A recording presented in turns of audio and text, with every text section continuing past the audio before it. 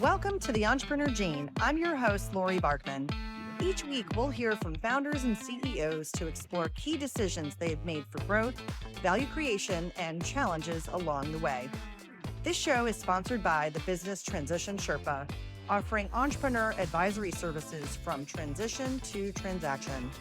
Don't forget to hit subscribe, follow us for the latest episodes, and visit thebusinesstransitionsherpa.com for more exclusive content.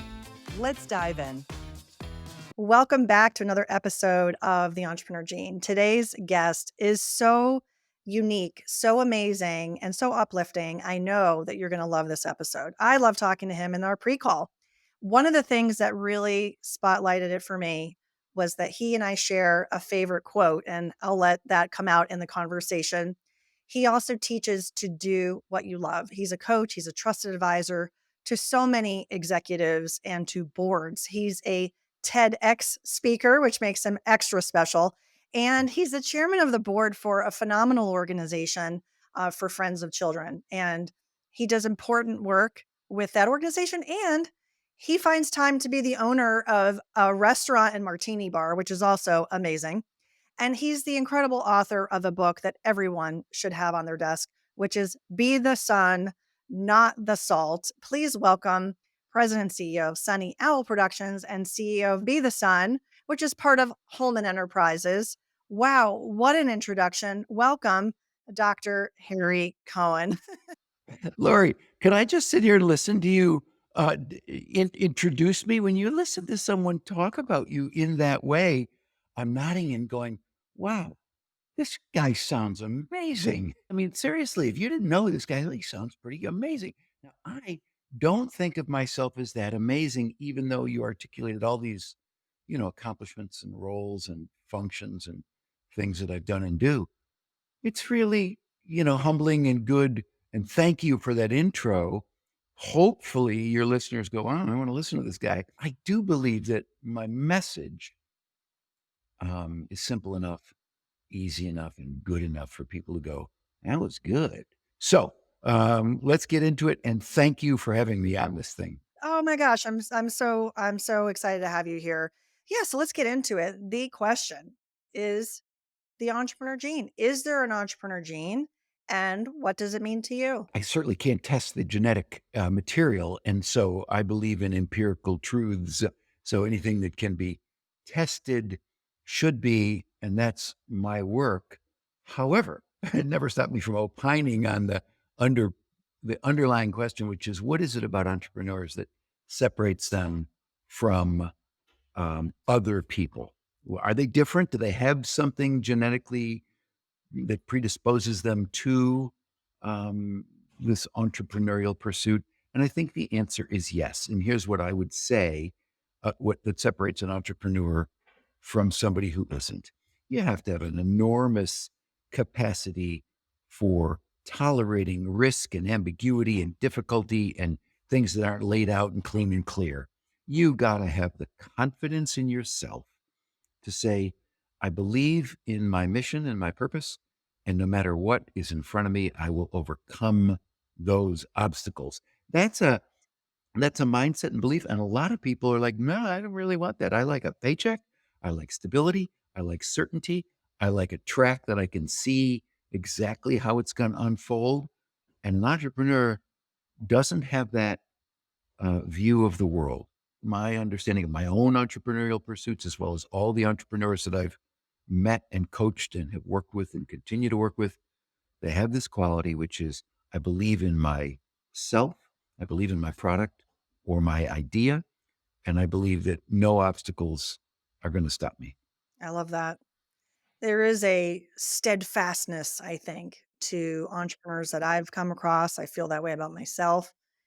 It's a stick to itiveness, it's a determination that even if you get it wrong, Well, it's not only that if you get it wrong, you know you're going to get it wrong, and you're fine with that.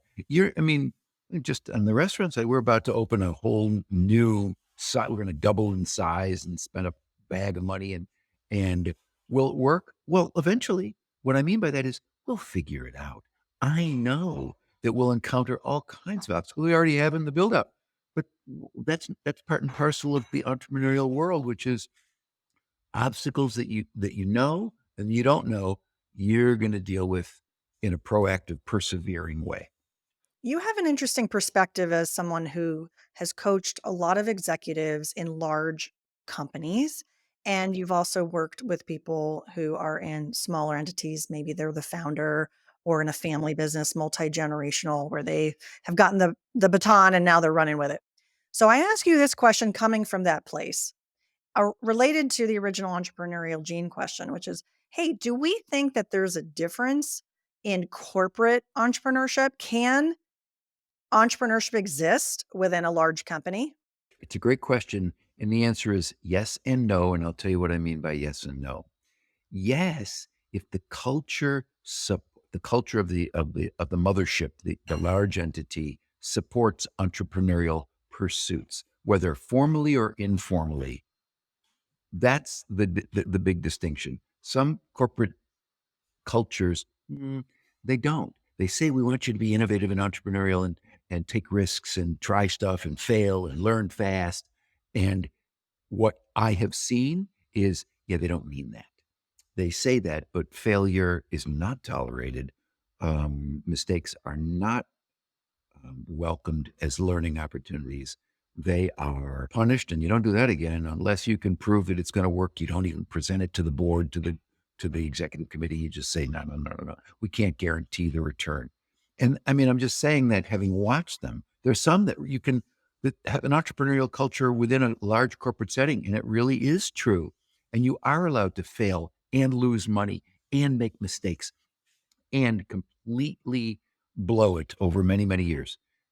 And I've seen just the opposite.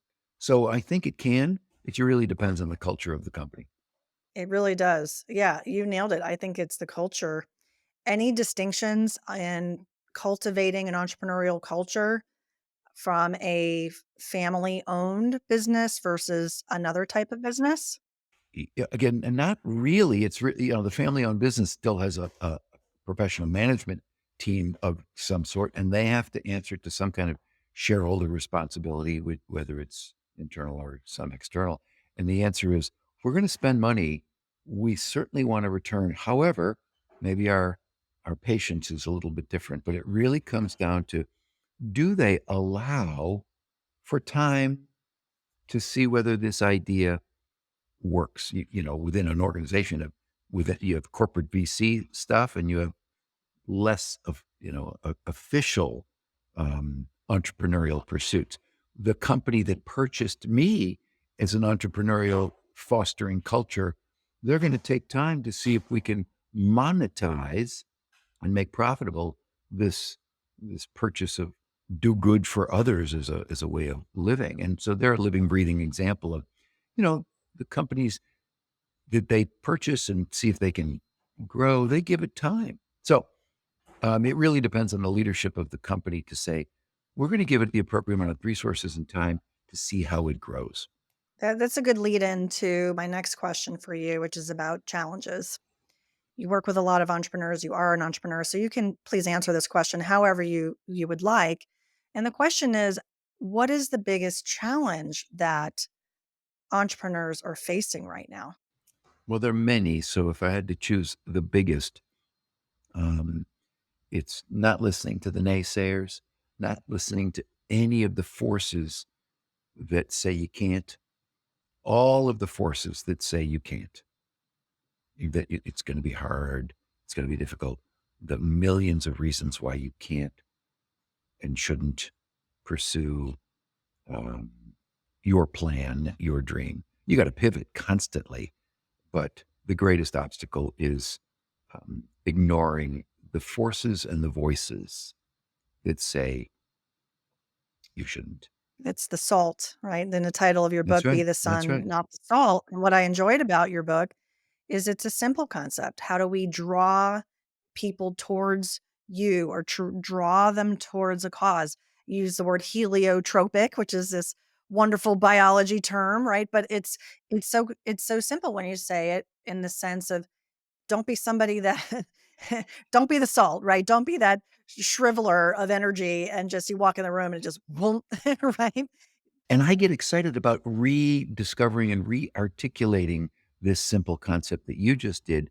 When you say salt, people are going to hear that and go, all right, wait a minute, salt of the earth is good. We're not talking about salt of the earth. Those are virtuous, wonderful people. We're talking about salt on the roots of the plant metaphorically. And you can walk into a room and completely make people feel bad, the opposite of psychological safety. You can make people feel unforthcoming with thoughts and ideas by how we are. And it's the little stuff and the big stuff, how we show up professionally, how we walk into the room, how we begin the meeting, how we end the meeting, how we treat every single person, every single question, every single tiny issue is, oh, wow, that was really good the way she responded to that person. Great response. Didn't we've seen the opposite. Somebody says something or asks a question, and the response of the leader makes that person feel small and shriveled, your point, de-energized and put down and like, not gonna ask that again. Or wow, what a welcoming, deft handling of that, I'm going to disagree and, no, we're not going to do that, but you're not wrong for bringing up that great point, you know? And I want to both coach people to be that way and I want to be that way. And there are endless opportunities for people to improve in what we're talking about. That's what I get so damn excited about. I love that. And I was just thinking, you did this TEDx presentation, and I've had opportunities to go on stage where there's walk on music, and I've even gotten to pick my song, right? And imagine if you have walk on music every time as a leader or as a consultant or as a business advisor, you're showing up and you've got your proverbial walk on music just pumping you up and your energy is flowing and you're so positive. Imagine the energy that comes back, right? What if we could bring that as managers and leaders? We don't get our daily walk on music, do we? Well, it's a great metaphor, but you can have it played in your head. You can walk in, you can be quietly humming the tune I love that metaphor. I'm going to steal it. I'm literally going to steal that because it's a simple thing to practice being the sun. This is a new understanding. What's your walk on music as you're about to start your meeting or presentation? I mean, I Yeah. love that. But think about it. What do you mean? Well, I was just thinking about it as you were saying it. I believe I can fly, like, whatever it My is. choice was at the time Coldplay, Yellow. I love that song. I actually am thinking about a different song, but I'm gonna have that in my back pocket. What are my walk on music songs?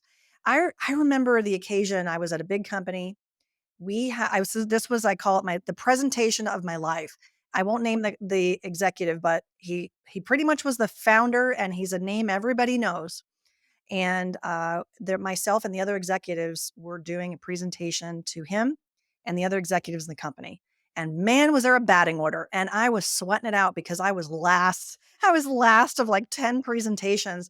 And I could feel my heart was like racing. So what I did was I stood up and when it was my turn, I was kind of in the batting order corner. I was standing there and I put my fingers together, like the tips of my fingers together. And if you're watching on YouTube, you'll see me, which is a plug for the channel, for the Business Transition Sherpa channel on YouTube. And you'll see me kind of putting the tips of my fingers together in a triangle, and it's a power pose. And a power pose is designed, I don't know all the energy, flow behind it, but it's another example of how do we bring positive energy to ourselves in a way that we then say, you know what, I'm going to knock this presentation out of the park, or I'm going to really relate to whoever I'm talking to. And it's a heliotropic, internalizing heliotropic measurement, right?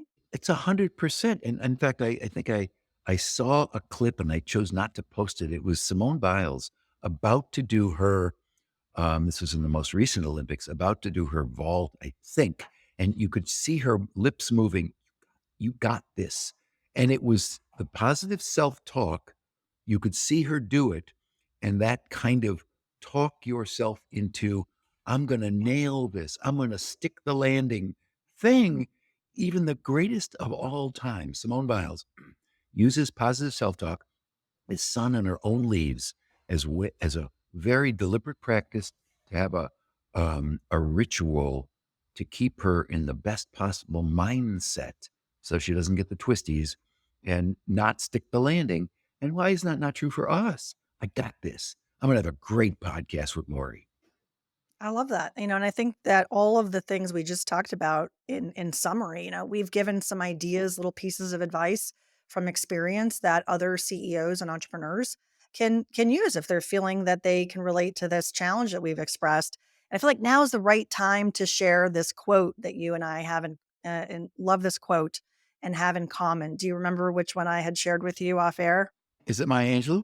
Well, Yes. I mean, thank goodness, because it is kind of the whole kit and caboodle. It's my mantra. It's the summary of all of this. People will forget what you did, they'll forget what you said, but they'll never forget how you made them feel. I just did the commencement address at my alma mater, University of Michigan School of Social Work, and I started with that quote because that is the whole essence of what it means to be the sun and not the soul.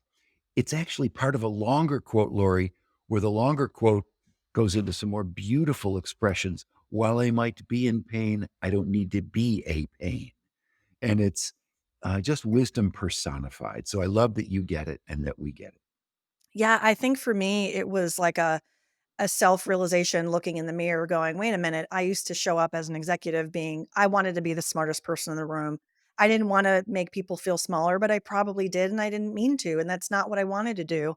And now as an entrepreneur, I gotta show up to every client meeting and bring my A game, but I gotta do it in a way that's highly empathetic and really makes them the focus because that's what it's all about is making them successful. And if I can do that by leveraging knowledge and experience and imparting that in some way that makes them feel good about what they're doing, that's the outcome, part of the outcome we're looking for, right? The other might be quantifiable stuff or whatever. But there's a personal side of this of I really want to have relationships with people I work with that are meaningful and that carry forward. And I want to share with you, Harry. I don't remember if I told you the genesis of how the Maya Angelou quote came to me and why it stood out. And that's because on my other podcast, the sister podcast to this show, which is called Succession Stories, the question I ask every guest is if they have a favorite quote to share. And for 2+ years, it was Man in the Arena by Teddy Roosevelt, which is about bloody battle. And isn't it interesting that entrepreneurs and people who support entrepreneurs would use that quote as their quote? It's about fighting. It's about survival, right? It's like this heavy, heavy thing. And then there started to be a pivot, I think, after COVID. I can't quite put my finger on it, but it's been within the last year or two that the number one quote people have shared on my show is the Maya Angelou quote that boom, there it was in your book. And when I was reading your book and I was prepping for this conversation, I was like, "Oh my god, here we are." It's about feeling, right? It's yes, you gotta kinda bring the smarts and, bring the brains and all of that. You gotta, but you gotta work with people in a way that makes you heliotropic. And that is the kit and the caboodle. I've said it before, but it's also it's not mutually exclusive from getting stuff done and holding people accountable and doing the hard things. It is while doing that, people love working with you, around you, and for you, and or being married to you for that matter. That's fair. Yeah, and just to reinforce, this is not a message for big companies only. This is not a message for startups. This is not a message for anyone in particular. This is everyone. And I Yes. think everyone listening is probably going to go, "Oh, wow, that just makes so much sense." And aren't you going to feel better and have a better company to run, which then should create more value for customers and more value for you as an owner if you're the entrepreneur who's owning this business. Which leads me to the next question, Harry, which is what is something that excites you about the future of your work?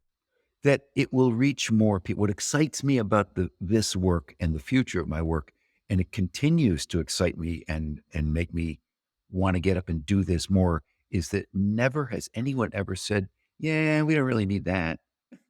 Every single person I expose this to, talk about this, they go, "That's great. It's so simple. It's good. The world would be a better place if more people adopted this mindset and philosophy."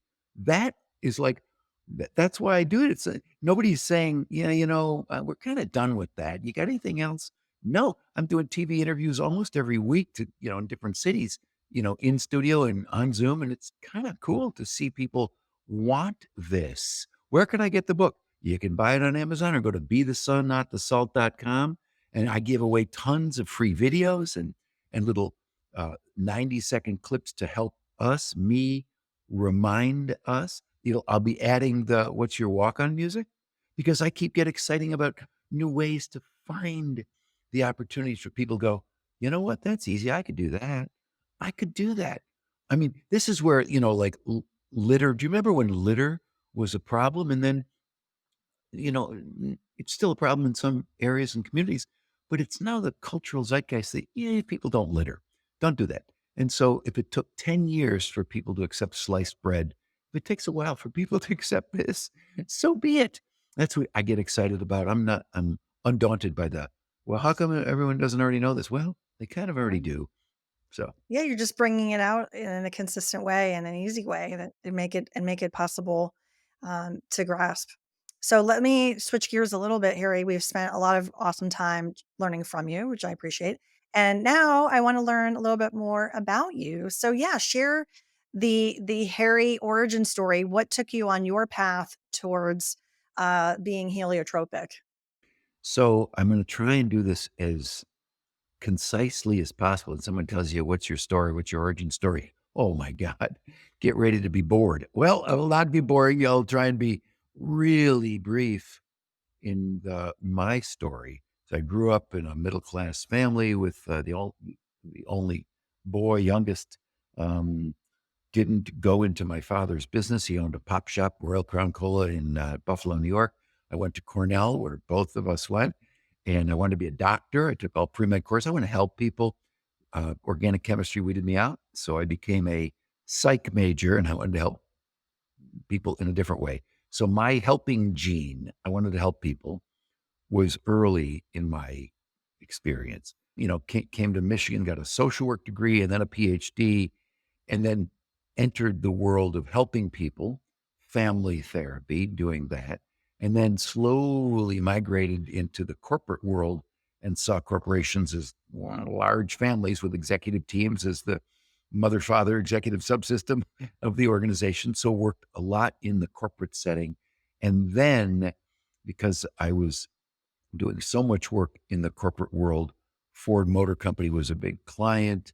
All of their, 4,000 dealerships were a client of mine. I ran a conference for Ford for 10 years, stopped doing family therapy, and then started to do just corporate executive coaching and training.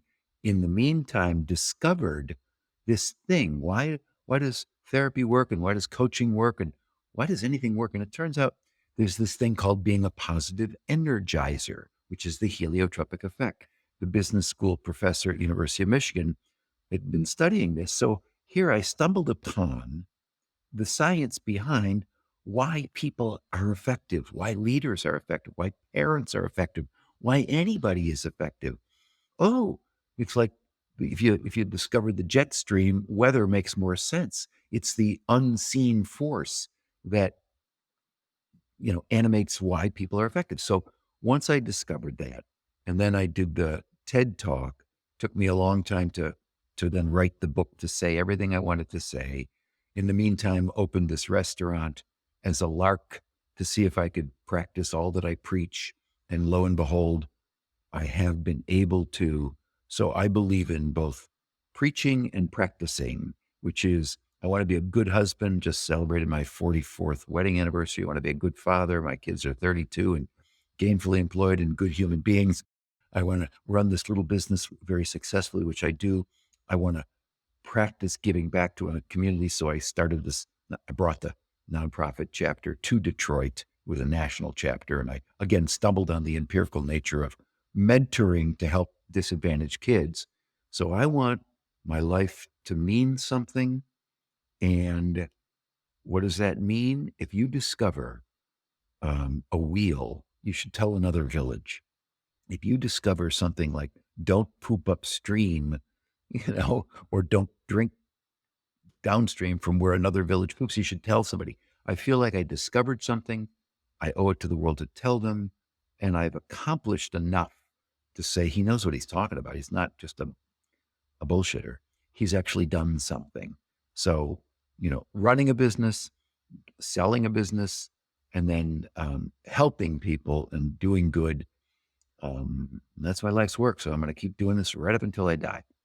I love that. Yeah, so many of life's journeys kind of summarized in a very short answer, relatively speaking. So I appreciate that you took us through the changes, some of the changes that in transitions that you experienced. And I know we talked about that in our prep call. That yeah, I mean, how do you summarize life's work? But I think one of the things that strikes me, and maybe this is where you and I have a nice overlap. One of the things that I like to say is my mission is I want to help people, help entrepreneurs create life changing succession stories.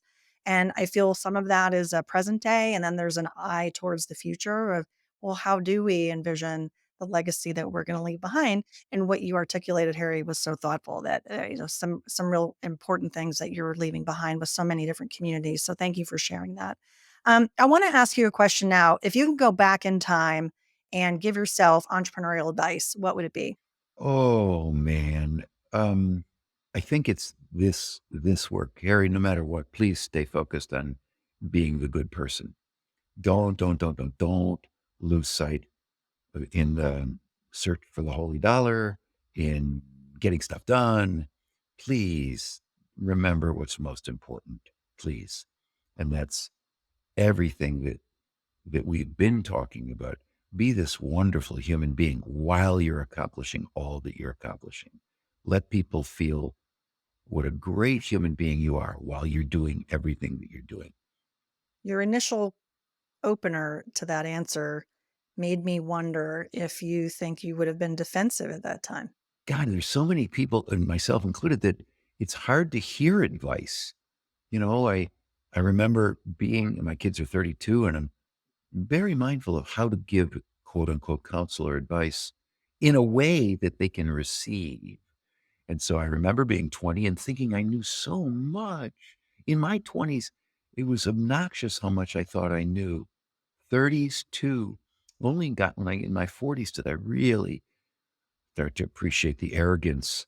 I remember once I was giving a leadership conference at Duke Business School, the Fuqua School of Business. And in the feedback, there are 50 people. These are all Ford executives. And I was invited to talk about leadership. And one comment that I remember, which is, he's not that smart to be that arrogant. Now, now think about that. My arrogance was leaking through as opposed to my humility. And that's correct. And it took me a long time to realize I don't know a lot. I need to be more, um, well, humble is the obvious word, but less certain, more, here's what I think, but I don't know. Maybe the word, this is like $1 million word here, complentative. You think about things in a way Yes. that's different. And, as we get older and wiser, we do look at the world differently through a different lens and we contemplate things differently. And I think that's a tie in to the next thing I want to talk about, which is, well, your life's work is fun. I know that you treat it as such and it is fun, but I'll define this next question as, what do you do outside of work?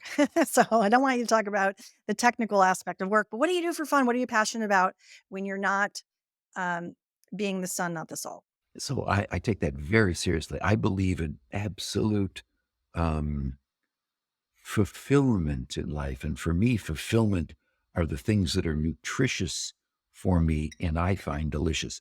Exercise, being in nature, playing with friends, play dates, um, doing cool, fun, creative stuff. Let's plan a trip with one friend or two friends or my wife or my family that would be really cool. Wow, you did that? Yeah. So all the things that I nurture in myself deliberately. I have to exercise. I have to be in nature. I have to have play with my friends. Talking not with my wife, not with my kids, but a play date with a buddy. We on Friday nights we instituted the testosterone club, which is a loosely described group of men, and we get together and we've been watching crappy, testosterone filled movies. We'll play ping pong. We'll go out to dinner. We'll drink good wine. We'll add a few more things to the mix, but it's deliberate because it's our Friday night playtime, and that's what do I do for fun? It's some version of play and exercise and spend time in nature. I think the walk-on music for the group changes when your group gets together. That's my guess. And there might be a buddy movie in there somewhere. I don't know. The movies have to fulfill certain qualities. It has to be good over evil. It's violence in the service of a greater cause. It's got to have some humor. So that, qualities that make us go, that was delightful. It's not wanton violence. Yes, exactly. Harry, there are so many things that we could leave with the audience to think about. And I wanted you to summarize maybe one or two. What are those things that people can do as a result of listening to today's episode? Be a smidgen more kind to loved ones or perfect strangers with deliberate intent. That's number one. You just go out of your way to say something unbelievably sweet and kind to somebody and make that light them up, make them feel really, really wonderful. Don't authentic. Really, if every single person could do that more, it took me 44 years to finally ask this question of my wife. Is there anything you need for me to do for you today? How come I didn't learn that earlier? Okay. So I would say that's one, light somebody up. The second thing is be really kind to yourself. Be so kind to yourself it doesn't matter how you do it. Eat good food, exercise, get good sleep, get outside, don't read stuff, don't take in media that is bad for you. Do really good things for yourself. Honor yourself in the same way you'd honor your most dearest. I love that. Harry, I have a feeling that people are going to want to get your book, learn more about you. What is a good way for them to connect? Go to bethesunnotthesalt.com. Period. I'd love for people to literally go to the website, buy a book, buy a couple of books, but just make this part of your life like you already do it. It's not, you don't have to add 6 more items on your to-do list. I keep this book on my desk and I read a chapter every single day based on the day of the month. Today is be an Olympic listener. And what I wrote to my team is I'm on this podcast today and I really want to practice being a better listener and talking less. So this work is really self-reinforcing and I hope people find it as nutritious as I find it delicious. Oh, that's amazing. Thank you. Thank you. Thank you. So, Harry, thank you greatly for coming on the Entrepreneur Gene. I have enjoyed speaking with you today. And me too, Laurie. Let's make our paths cross and let me know how I can support you or any of your people. And if you can find a way to give the people who would really appreciate this book, say you know the author, and we'll do some more good together. Absolutely. Absolutely. So, to the audience, thank you so much for joining us. If you learned something today, if it made you feel good, you laughed, tell someone else about the show, share it with them. Go on to your favorite podcast player like Apple Podcasts or Spotify and leave a review. It means so much to us. We love to hear your feedback. So, drop us a line if this show moved you. And also, don't forget to find us on our YouTube channel at the Business Transition Sherpa. This has been another fun episode of The Entrepreneur Gene. We'll see you next time. Hey, that's a wrap. This show is sponsored by the Business Transition Sherpa, working with entrepreneurs who want to escape feeling like a prisoner in their own business and to eventually let go flawlessly. If you loved today's episode, be sure to subscribe to the podcast. And if you want to help support The Entrepreneur Gene, I'd encourage you to leave a rating and review. Ratings and reviews truly help our show grow and get in front of more entrepreneurs just like you. If you do leave a rating and review, we'll be so happy. Take a screenshot of it, send it to my email, Laurie@btsherpa.com, and we'll send you a free digital copy of my book, The Business Transition Handbook. And we'll also enter you to win one of our monthly swag boxes. For show notes, including links to everything in today's episode, be sure to visit btsherpa.com. Also, as a reminder, you can watch this full video interview on our YouTube channel for the Business Transition Sherpa. While you're there, be sure to check out videos from our award-winning podcast called Succession Stories. We'll see you next time on The Entrepreneur Gene.